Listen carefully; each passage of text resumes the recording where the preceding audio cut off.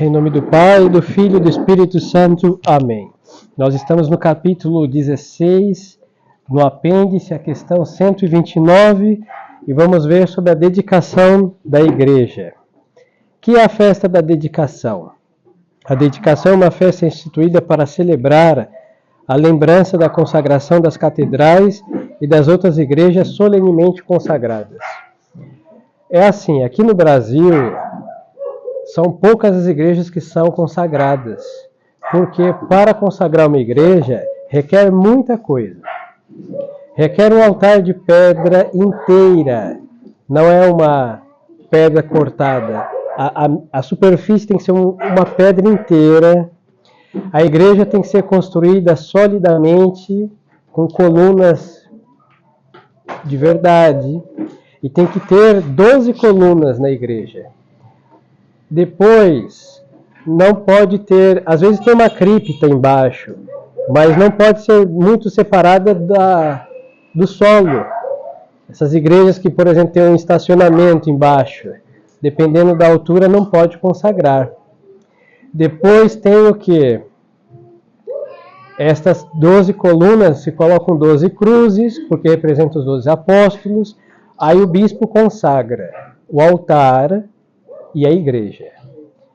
Então, quando não tem tudo isso, é o caso do Brasil. Os senhores sabem que nós tivemos aí, por causa de Portugal, o estilo barroco solto. As nossas igrejas coloniais eram mais em madeira que qualquer outro material. E aí não pode ser consagrado. Aí a igreja era abençoada e não consagrada. Depois, a cerimônia de consagração é muito bela, extensa. O bispo faz um X em forma de... um X com cinza e escreve o alfabeto grego e latino com seu báculo, asperge por fora, por dentro, muitas vezes. É uma cerimônia belíssima. No dia anterior, o bispo e o padre que pediu a consagração ficam de jejum. Tem uma vigília diante das relíquias dos mártires que vão ser colocadas no altar. Então é toda uma cerimônia espetacular, esplendorosa. É isso que nós estamos falando aqui. Então, dia tal, consagração da igreja. Todos os anos tinha que celebrar uma missa em comemoração da dedicação daquela igreja. Certo? Porque é um acontecimento que deu a Deus um templo digno da sua glória. Por isso todos esses requisitos. Uma casa sólida, pedra, altar, representa Cristo, a pedra angular. Esta consagração cheia de exorcismos e cerimônias solenes para dar a Deus uma casa digna do seu nome. Então é isso que nós estamos falando aqui no Catecismo. Então, o que é a dedicação das igrejas? A dedicação das igrejas é uma cerimônia soleníssima com que o bispo consagra ao culto de Deus os edifícios que nós chamamos igrejas.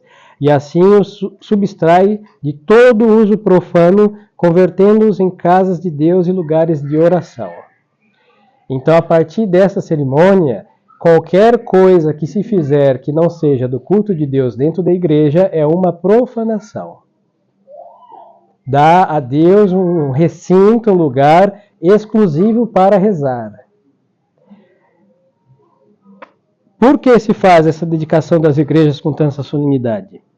Faz-se a dedicação das igrejas com tanta solenidade, primeiro, para inspirar aos fiéis o devido respeito por esses lugares sagrados. É muito bonito porque tanto a cerimônia, os elementos usados e o que a igreja pede de material para edificar uma igreja tem um simbolismo. Mas nós somos católicos, graças a Deus, então o simbolismo para nós não é uma coisa igual ao esoterismo. Isso simboliza uma coisa distante. É uma coisa que designa uma realidade. Entendem?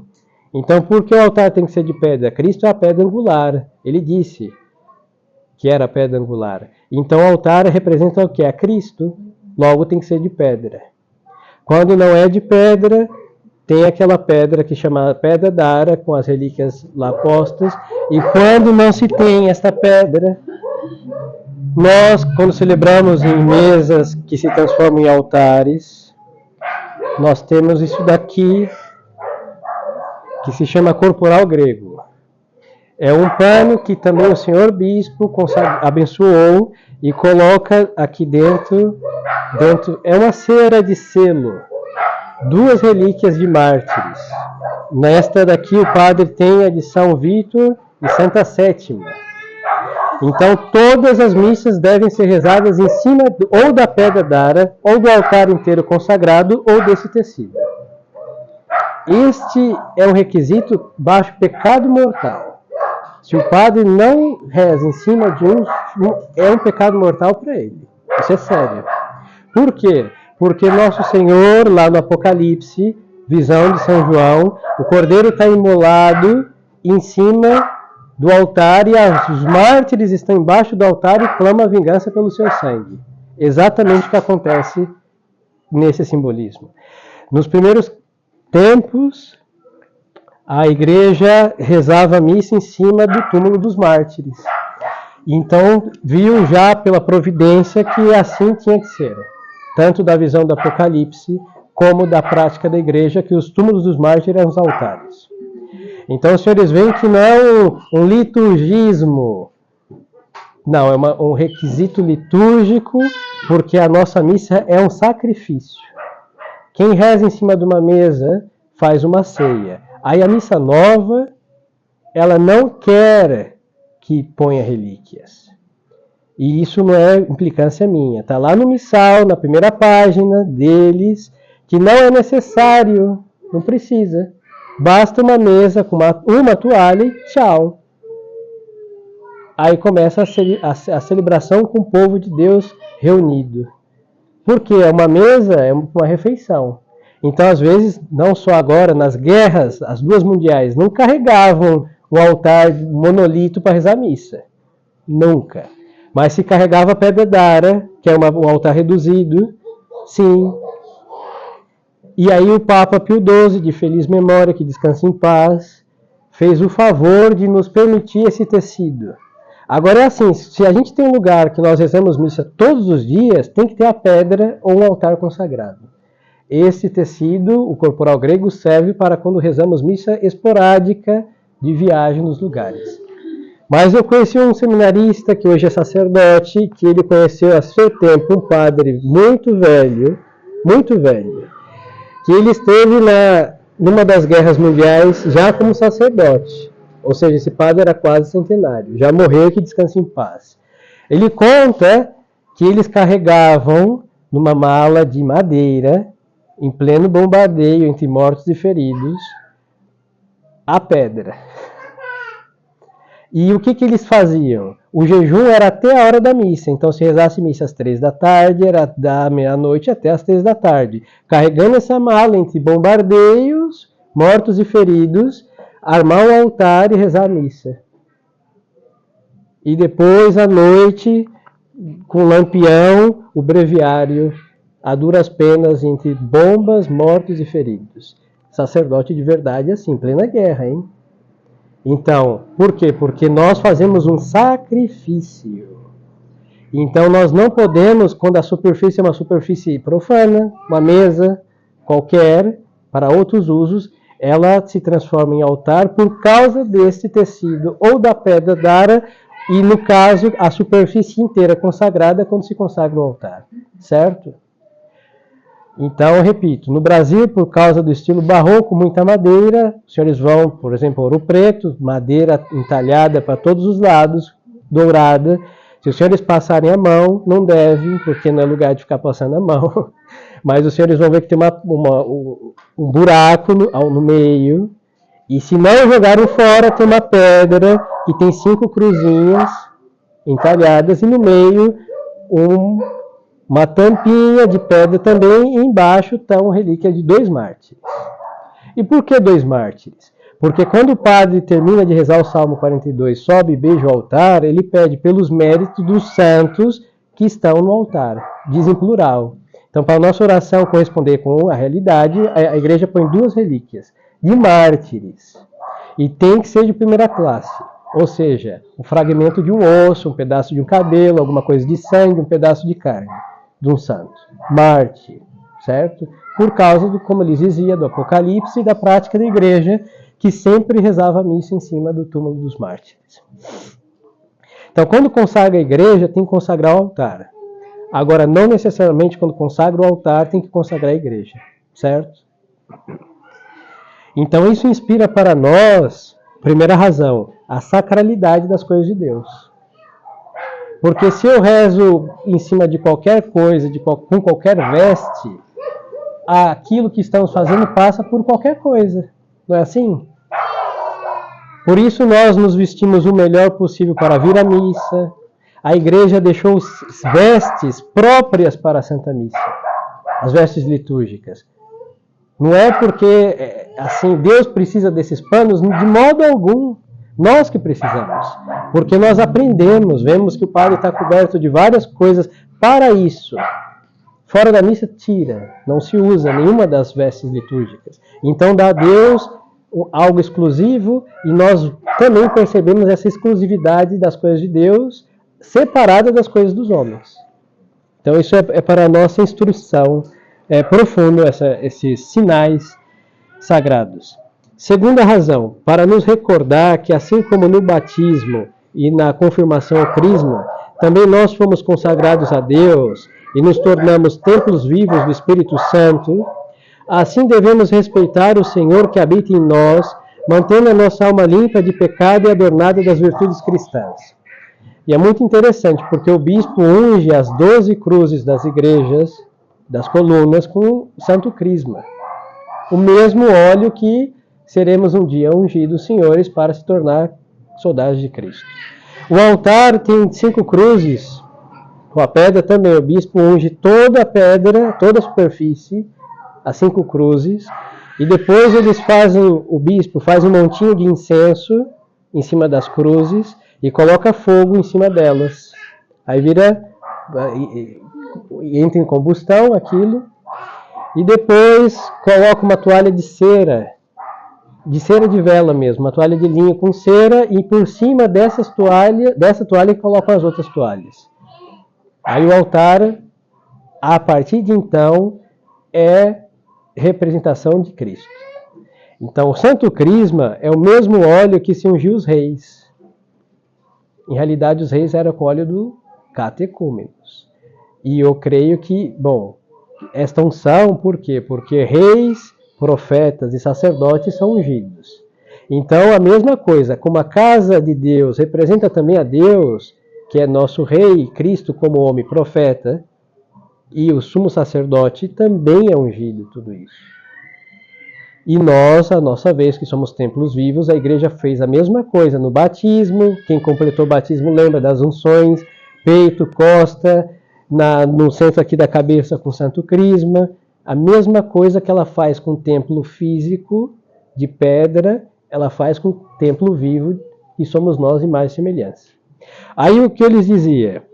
Se acontecer alguma coisa grave, o templo fica profanado. Por exemplo, um homicídio. Deram uns tiros em alguém dentro da igreja. Derramou sangue naquele solo, ele fica profanado. O bispo tem que fazer uma cerimônia chamada reconciliação. É quase uma reconsagração. Quando o altar de pedra ele está consagrado, ele não pode ser movido, nem 1 milímetro, porque perde a consagração. Para mostrar que Cristo é a pedra angular. Os senhores, um momento de arquitetura. Os edifícios de pedra medieval, eles eram encaixados. Os senhores imaginem um arco de pedra. Para que estas pedras ficassem firmes, a mais importante era a do centro, que dava todo o peso, encaixava e elas ficavam firmes, certo? Então, a pedra angular é aquela. Se eu tirar aquela, cai todas. Todas caem. Então, Cristo falou, eu sou a pedra angular. Ai daquele que ela cair sobre ele. Falava dos fariseus e os seus inimigos. E para uns ele se tornou o quê? Pedra de tropeço. Então a igreja, vendo esta estabilidade da pedra angular, pôs no altar. O altar é imovível. Então, por exemplo, vão fazer um retábulo, precisavam mover o altar 10 centímetros. O bispo tinha que fazer uma outra cerimônia porque ele foi movido. Isso é muito interessante. Então, os simbolismos trazem uma realidade para nós, de fé. E tudo isso foi perdido, pondo uma mesa ao meio ali, pode ser uma de bar, e fazendo cara ao povo o que nós vemos nas paróquias das quais Deus nos tirou, graças à sua infinita misericórdia. Tudo isso foi jogado fora pela reforma do Vaticano II. Então, da mesma forma que certos atos profanavam a casa de Deus e ela necessitava de uma reconciliação, o pecado nas nossas almas fazem a mesma coisa. E qual é a reconciliação que volta a trazer à nossa alma a sacralidade? Confissão. Se alguém roubasse alguém dentro da igreja, tinha um pecado que se agrega, um agravante, um sacrilégio. Porque debaixo daquele teto, as ações devem ser dignas daquela casa. Então, se alguém cometesse qualquer torpeza, ali tem o agravante do sacrilégio. Então, os senhores percebem que não é um simbolismo, eu insisto muito nisso. Traz uma realidade, ali de fato é a casa de Deus. Terceiro, para alimentar nossa veneração e amor à Igreja Católica, que é formada pelos fiéis congregados em admirável unidade, como pedras dos templos materiais. Nós somos pedras. Os senhores sabem que as pedras se pulem chocando-se uma com as outras. É assim que funciona num rio. Quando os senhores forem caminhar num rio, vão ver as pedras polidas. Não pense que alguém poliu e jogou lá para ficar bonito o rio. Não, elas se chocaram uma com as outras e ficaram todas muito perfeitinhas. É muito interessante. Nós, cristãos, somos a mesma coisa. Por isso, entre nós existem conflitos, hein? É necessário para que ou nos quebremos de vez, triste, ou fiquemos polidos, redondos, lindos e lapidados, uns pelos outros. Então, a igreja traz, nesse simbolismo, uma realidade que nos toca de perto e sabemos por que dentro da igreja existem tantas brigas. Sempre foi assim. Então, está explicado, somos pedras. E que cada um chocando com o outro acaba se lapidando. Não estou aqui instigando brigas entre nós, pelo amor de Deus.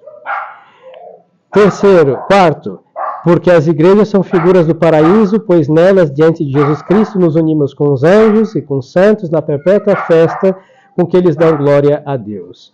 Então a igreja também, com toda essa solenidade, faz com que o templo seja um pedaço do céu. Por isso, senhores, quando nós entramos numa igreja que foi feita conforme a nossa fé, está cheia de santo, cheia de imagem. O barroco tem um monte de coisa, de anjo, de histórias nas paredes. Ou o estilo gótico, que é mais sóbrio enquanto essas coisas, mas os vitrais são espetaculares. Tem toda a Sagrada Escritura no vitral. De tal modo para mostrar para nós que é a casa de Deus. Onde Deus está todos os que estão com Ele, os santos. Não é de piedade, ou para colocar um cofre mais ali, para ter... Não, nada disso. Hoje sim, não existe um santo expedito sem um cofre embaixo dele, né? Não tem o São Judas Tadeu sem um cofre debaixo dele.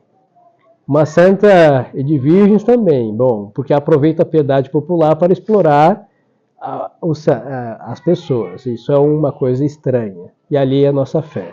Mas, no sentido próprio, não. Era para mostrar que é a casa de Deus. Então, os santos estão com Deus. E logo, se aqui é a casa dele, todos os santos também. Com ordem e decoro. Não era encher de santo por todos os lados. Com ordem e decoro, mas muitos.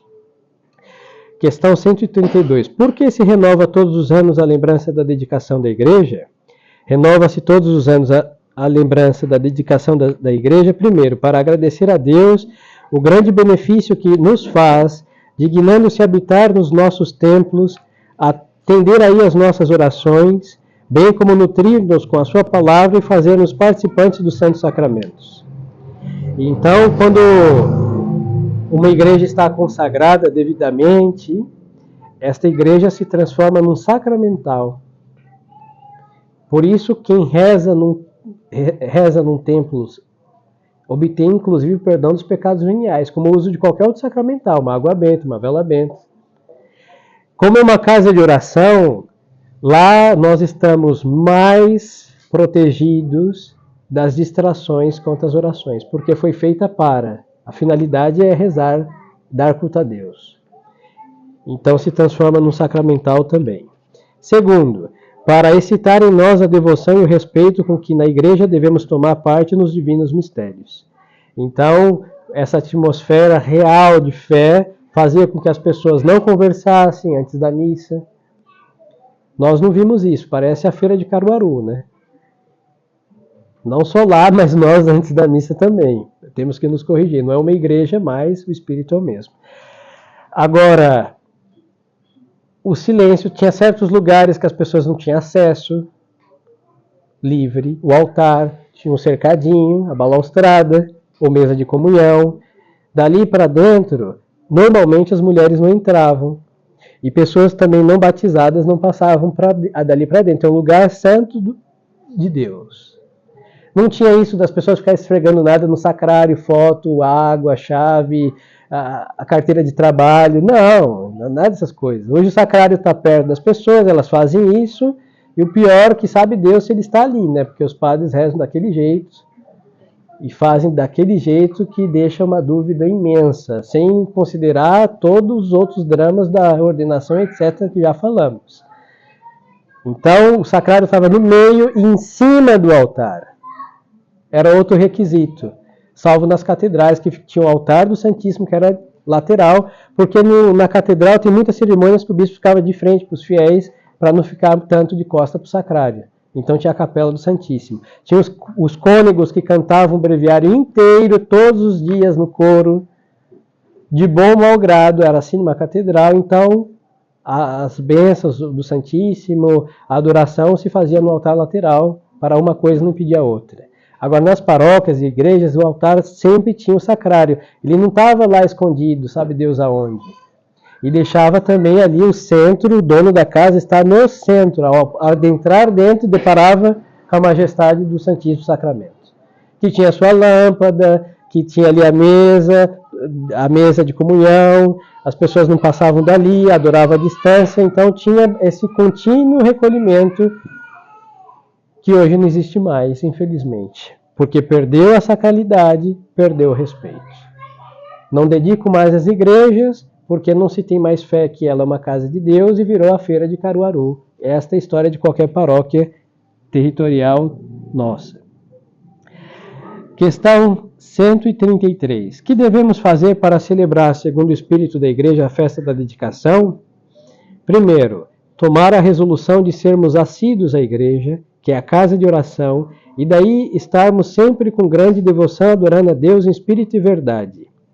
Segundo, pedir a Deus perdão das irreverências de todas as faltas que na igreja tenhamos cometido. E terceiro, pensar que somos o templo vivo de Deus e empenhar-nos em nos purificar de toda mancha e em não fazer jamais coisa alguma que possa macular nossa alma. E a última questão, que devemos fazer nos aniversários do batismo e da crisma, que são os dias nos quais fomos dedicados a Deus. Primeiro, renovar as promessas do batismo, confirmadas na crisma, a saber, as promessas de crer em Deus e em Jesus Cristo, de praticar sua lei sem respeito humano. Segundo, renunciar de novo ao pecado, às vaidades e às máximas corrompidas do mundo. E terceiro, em adorar com fervor o Espírito Santo que habita em nós pela sua graça. Então, os senhores veem que a igreja, o catecismo, explicou que é a dedicação de uma igreja, de um lugar, mas aplica para nós que somos templos do Espírito Santo. E consagrados a Deus pelas unções sacramentais do batismo e sacramental do crisma. Então não é um ritualismo, eu insisto muito. Porque às vezes a gente fala, isso simboliza tal coisa. A gente imagina aquele modo esotérico de simbolizar. E não, isso não é conforme a nossa fé. Um símbolo para nós designa uma coisa de fé. Então a igreja, materialmente falando, um templo, designa o quê? Uma realidade de fé. Uma casa de Deus. É um pedaço do céu. E nós temos algo feito pela mão do próprio Deus, que é a sua casa e seu templo, que ele habita, nosso corpo. Isso é bíblico. Então a igreja associa aí essa consagração do nosso corpo como templo de Deus, batismo e crisma, junto com a dedicação dos templos físicos. E também fica claro, não é um simbolismo, assim como ações indevidas feitas no templo, fisicamente considerado profana, na nossa alma batizada, os pecados têm uma conotação de maior gravidade do que aqueles que não são batizados. Isso é simples de se entender. Porque a partir do batismo nós somos absolutamente de Deus. Da mesma forma que assim como a dedicação de um lugar, como igreja, é de Deus exclusivamente.